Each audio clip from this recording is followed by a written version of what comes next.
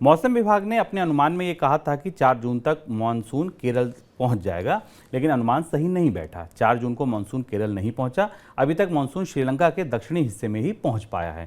अब अनुमान है कि केरल के तट पर मानसून 3-4 दिन में दस्तक देगा। मौसम विभाग का कहना है कि मानसून के आगे बढ़ने की परिस्थितियां फिलहाल अनुकूल हैं। सर, कहां अटक गया मानसून? शुभम, मानसून को लेकर जो खबर आई है वो थोड़ी चिंताजनक है और इस बात की संभावना पहले से थी। हम मनी सेंटर में आपको लगातार बता रहे हैं कि भारत के आसपास अरब सागर के इलाकों में जो एल नीनो की परिस्थिति बन रही है उसका असर मानसून पर पड़ रहा है। पिछले सप्ताह के कार्यक्रम में हमने इस पर चर्चा भी की थी कि जो एक चक्रवाती तूफान की परिस्थिति बनी थी उसने मानसून को प्रभावित किया है।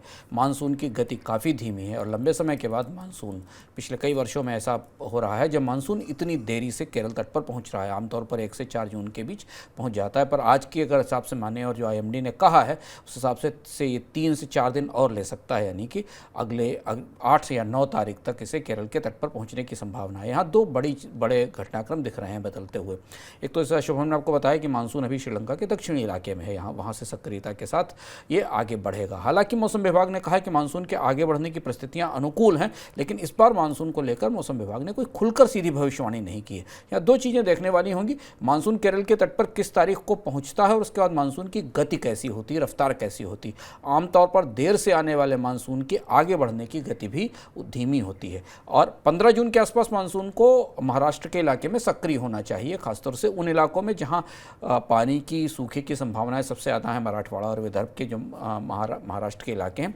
और अगर ये मानसून केरल के तट पर ही 7-8 जून के आसपास, 9 जून के आसपास पहुंचता है तो इसके बाद इसके आगे वाले हिस्सों में मानसून की रफ्तार धीमी पड़ सकती है।